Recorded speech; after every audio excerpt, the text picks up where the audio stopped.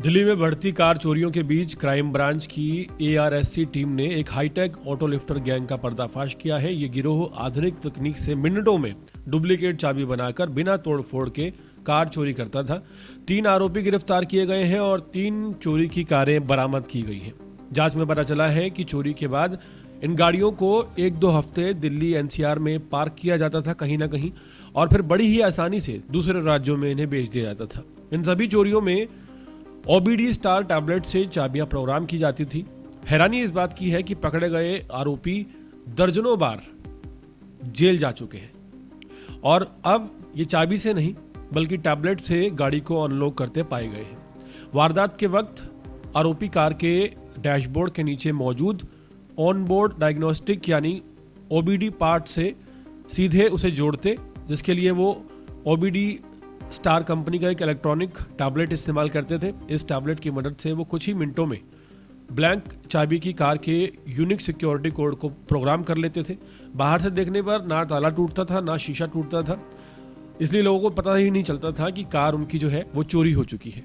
और चोरी के तुरंत बाद ये लोग गाड़ी को लेकर सीधे बेचने नहीं जाते थे, जानबूझकर दिल्ली एनसीआर में 1-2 हफ्ते के लिए कहीं भी उसे पार्क कर देते थे।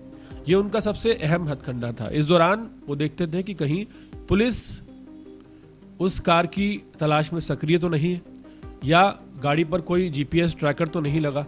अगर कोई हलचल नजर आती तो कार को वहीं छोड़ देते, जिससे शक जो है वो उन पर नहीं जाता, स्थानीय लोगों पर जाता। इस दौरान आरोपी अपने मोबाइल फ़ोन में बार बार अपनी लोकेशन बदलते, मोबाइल फ़ोन बदलते, अलग अलग रास्तों पर जाते ताकि पुलिस की टेक्निकल सर्वेलेंस से बच सके।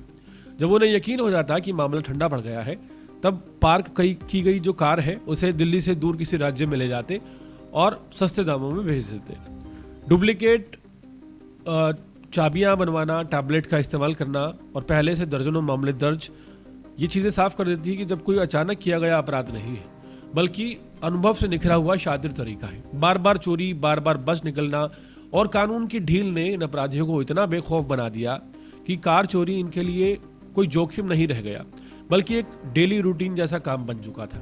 दिल्ली एनसीआर और उसके आसपास पकड़े गए इस हाईटेक ऑटो लिफ्टर गिरोह की कहानी सिर्फ 3 आरोपियों की गिरफ्तारी तक सीमित नहीं है, बल्कि ये उस सच्चाई को उजागर करती है जिसमें बार बार अपराध करने वाले जो आदतन चोर सिस्टम की कमजोरी के सहारे और ज्यादा परिपक्व होते चले जाते हैं।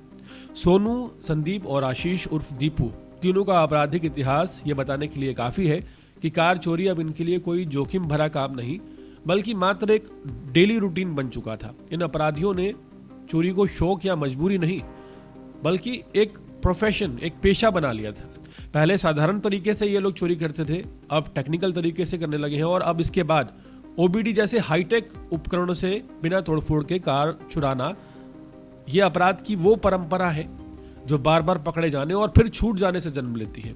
सोनू पर 17, संदीप पर हत्या और गैंगस्टर एक्ट समेत 8 और आशीष पर 13 मामले दर्ज होना यह साफ दर्शाता है कि गिरफ्तारी इस गिरोह के लिए अंत नहीं, सिर्फ एक अस्थायी प्रभाव है। इनकी जिंदगी का पैटर्न लगभग तय है।